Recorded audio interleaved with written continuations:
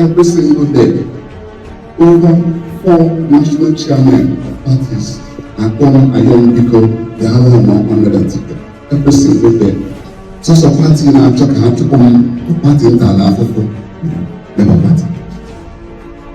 It says we build on injustice, the JK men are not possible. When you sow injustice, you're going to reap injustice. But today, I will be tendering my resignation as a member of the Labour Party. I feel very, very sad to do this because I know this is the party I've labored for the most. It shouldn't have come to this. It has come to this. Sent a letter to His Excellency to prepare for the leadership, for the visibility, for opportunity to work around next to the very closely. I'm Valentine Ozigbo at the Labour Party Secretariat in Awka, Anambra State. Well, the reason he gave for resigning from the party is understandable. Anyone with political ambition will do the same thing. Not even just having political ambition, no one stays in a place where he's not wanted. These are the effects of what the ruling party is doing in opposition parties. They are putting fire in these parties to make it very uncomfortable for members, especially members who have political ambitions. Anyone with serious political ambition would look elsewhere. Yes, people are dragging leadership positions in a party as if that's the important thing. The most important thing right now is to have a direction to face the main party in the next general election. Will dragging the party leadership solve the problem? No. And besides, the people that are dragging the party leadership have been in power before. Why not give way for others with fresh ideas to do the same thing? After all, you didn't win the election. The natural thing to do is to give way, because it's an acceptance of failure. You failed. Whether you were rigged out through the courts or through INEC, the most important thing is that you failed to gain power. Anyway, while Valentine Ozigbo's reasons for resigning from Labour Party are rational, how about his decision to join APC? Yes, it is his personal decision. How about the political implications? Can he win under APC? He said a lot of things to justify his decision to join APC in an X-space. He used things like railway lines, seaports or river ports, trying to rationalize that Anambra should be at the center. That's why he joined APC. You will hear all that in a moment, but the main issue right now is the reality facing every Nigerian. How can any sensible person, not even talking about winning an election in Anambra State, but the party you are joining, are they doing better? That should be the main question, because even without talking about the ideology, whether the politicians have any ideology, that's why they move from one party to the other. Valentine Ozigbo used to be in the PDP, he moved to Labour Party with Peter Obi, and now to APC. So how can he justify the fact that he's joining a party that has brought so much poverty, so much suffering to Nigerians in a manner that they have never seen since the history of Nigeria? He can't seriously tell Anambra people not to consider the woeful performance of APC, the party he chose to join, that it wouldn't matter if he wins the election, as if when they come to campaign for presidential election, he wouldn't be on that podium with them, telling Anambra people to vote for APC. Is Valentine Ozigbo also aware that Chris Ngige, the former governor of Anambra State, who you can agree is widely loved in Anambra up to today because of how he fought to a standstill his then godfathers, the Oba brothers? People like to back the underdog, but he lost the election in Anambra State after joining APC. You see, the political terrain in Anambra is slightly different from other southeastern states because of the high concentration of commerce-oriented people. So they know what they pass through in the hands of the federal government due to policy changes. And because of that, they would never vote anyone in the APC just because of that their incompetence. Not to talk of other issues like tribalism, bigotry. You all know what happened in 2023 election when Southwest APC thugs prevented many people from voting just because they are not Yorubas. So it remains to be seen the strategies Valentine Ozigbo will be relying on to defeat Soludo in the November governorship election in Anambra State. Some are of the opinion that they should have waited for the appeal at the Supreme Court to see how the leadership tussle will go Maybe Peter Obi is also waiting for that after the Supreme Court decision, he can now say, okay, we are staying in Labour Party or we are decamping to another party. Yes, he needs to campaign. Very soon, campaign will start proper. Even Soludo has been campaigning since he came into office. It still remains how he plans to win against Soludo. Or maybe there's a tweet he made last year about accepting an appointment from the Tinubu administration. Maybe this is a way of doing that. After contesting under the APC and maybe losing, he will now be offered an appointment as someone who is now a member of the APC. Who knows? Let's hear what he said. The beauty of my candidacy is that I don't have a godfather. If I tell people that God is my father. But election is very expensive. It's not something a good person can run in Nigeria without support of other people.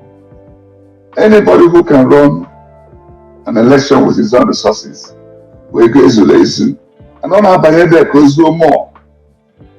So the best thing to do is to democratize the entire process, both the voting and the funding. Let us not, I don't even want to go to one big man that will give me 20 billion naira, because it's not going to come for cheap. Any conditions they're going to keep also. But if you democratize it, a man will just deny yourself a bottle of beer this evening and lend money and stop complaining. At least, thank God, 9 witnesses now about baseball mother. Kiti if baseball mother. Maybe you can, and that's actually why I like what OK said here, which Adora, maybe you understand OK very well. I will talk on this APC matter further. And we're going to have a space on political party eventually. But the point being made, Bona, see, in politics, the mantra is seek you first Ozigbo mmadụ, and everything shall be added unto it. Seek you first the kingdom of God and his righteousness, and everything shall be added. Ọ bụrụ na ịfụ onye asị na onye ahụ bụ ezigbo mmadụ, mee ihe ị ga-eme ka onye ahụ win go to first. Maka a ga-ajụgide question ka gasị mee nke a, ka gasị mee nke a. Onwe ezi onye na-ajụ ka ihe a ga-eme ka onye ahụ melie, ka ebido mebe ya kita maka ife adrọsị. We need to prioritize right now. Right now, across the talking time. I've been on space at least 50 times now.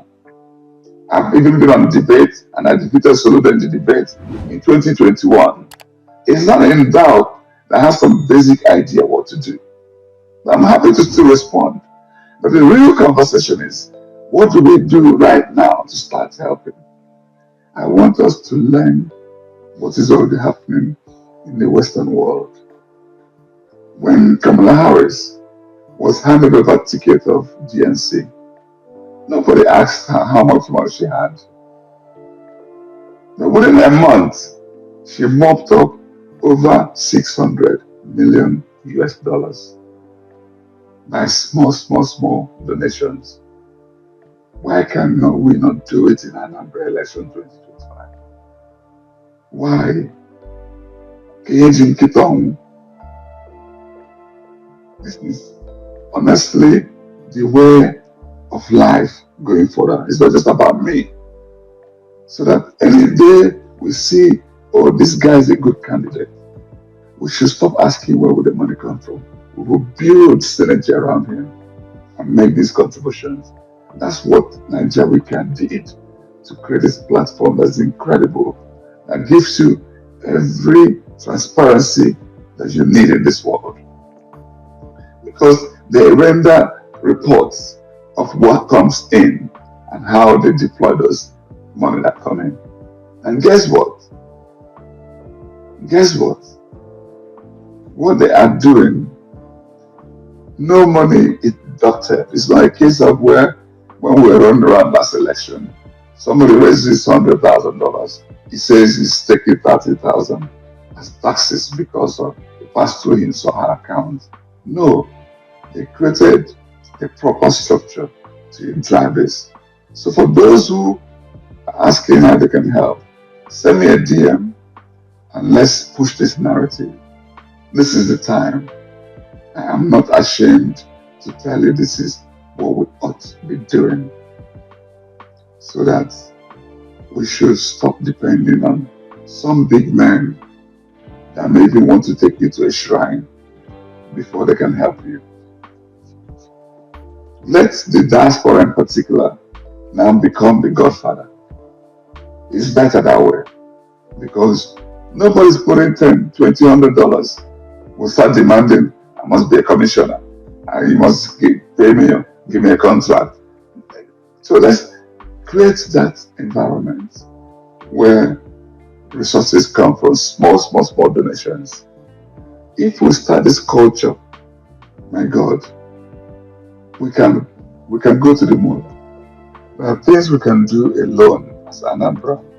There are things we must do synergistically with other states in the southeast. And there are things we must do with the federal government. We must understand it and delineate them and then begin to execute. Things like the port system, rail system, are things we must think regionally. Security. And I had even called a meeting in the past of Professor Rama of Afezimban, of the gentleman is late now that was in charge of Infrastructure Regulatory Commission, and then Uchoji of Nigerian Sovereign Investment Authority. We have people who understand what can be done, how it can be done. I've even engaged with some of the practitioners who are involved in this. I've met with gentlemen, the team driving Enyimba City. Fantastic project that I don't mind if I can clear my goods in Naba or anywhere around there, or Oguta Port, or than clearing from all the way from Lagos or even on air. The closer you are, the more competitive it is. And we have such a small landmass that we can create rail system easily, and then gas infrastructure, and we can push ourselves and push the federal government, and by so doing we'll create an economic zone in Southeast that will be unparalleled, and our people will be very happy to come home. And my belief is what the gentleman said, is you cannot have a foreign direct investment when the local ones are not comfortable. It's not possible.